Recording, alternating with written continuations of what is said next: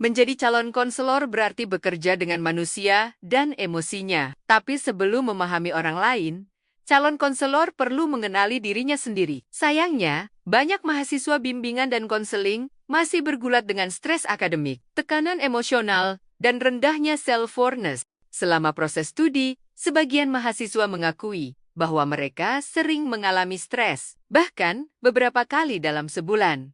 Mereka menyadari perubahan fisik seperti cepat lelah, sulit tidur, atau jantung berdebar, tetapi belum mampu menghubungkan gejala itu dengan kondisi emosional yang sedang mereka alami.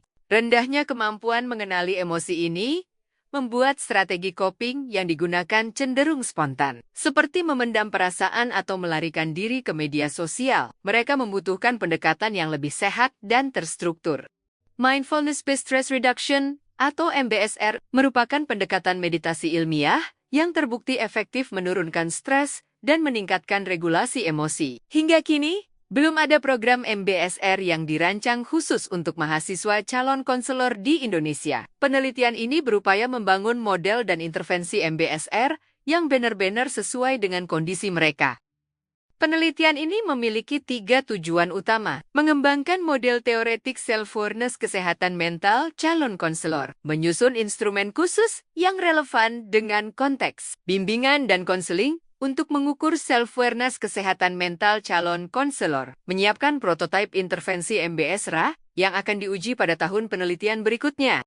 Tahun pertama melibatkan 240 mahasiswa bimbingan dan konseling dan mahasiswa pendidikan profesi konselor dari Universitas Negeri Malang, Universitas 11 Maret, Universitas Negeri Padang, dan Universitas Negeri Semarang. Instrumen yang digunakan adalah skala yang peneliti kembangkan untuk mengukur self-awareness kesehatan mental. Validitas isi mencapai Ekins kelima, di atas 0,8 dan reliabilitas berada pada kategori tinggi. Hasil awal menunjukkan banyak mahasiswa belum memiliki keseimbangan yang sehat antara aktivitas akademik dan kehidupan pribadi. Lebih dari separuh responden merasa hidupnya berjalan cukup tidak seimbang. Sebagian besar mengalami stres 3 hingga 4 kali dalam sebulan terakhir. Strategi pengelolaan stres yang digunakan pun sebagian besar masih bersifat reaktif, seperti menangis, tidur berlebihan, atau mengalihkan perhatian melalui ponsel. Sementara strategi adaptif seperti journaling,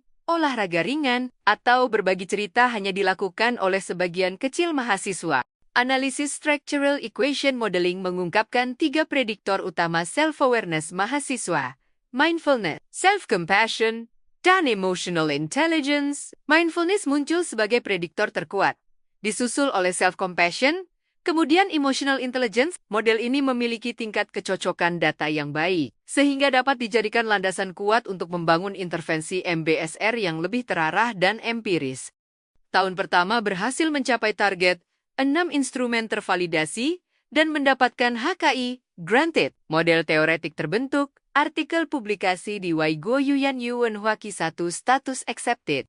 Tahun berikutnya, penelitian akan bergerak pada pengembangan prototipe program MBSR berbasis konselor, mulai dari penyusunan modul, validasi konten ahli, hingga pelaksanaan uji coba terbatas. Pada tahap 2027 hingga 2028, intervensi ini rencananya diuji dalam skala lebih luas dengan metode kuasi eksperimen. Puncaknya, pada 2029, program MBSR diharapkan dapat didiseminasikan secara nasional dan diintegrasikan ke dalam pendidikan konselor. Calon konselor adalah garda depan bagi kesehatan mental masyarakat. Agar mampu mendampingi orang lain, mereka perlu terlebih dahulu mengenali dirinya sendiri. Melalui penelitian ini, MBSR diharapkan menjadi fondasi kuat untuk membangun konselor yang lebih sadar diri, lebih sehat secara emosional, dan lebih siap menjalankan peran profesionalnya. Ketika calon konselor mengenali dirinya, ia akan lebih mampu membantu orang lain. Ucapan terima kasih kepada Direktorat Penelitian dan Pengabdian kepada Masyarakat DPP Kemdikti Saintek, Universitas Negeri Malang, Ikatan Konselor Indonesia, yang telah mendukung pelaksanaan penelitian ini dalam skema penelitian dasar fundamental reguler tahun 2025.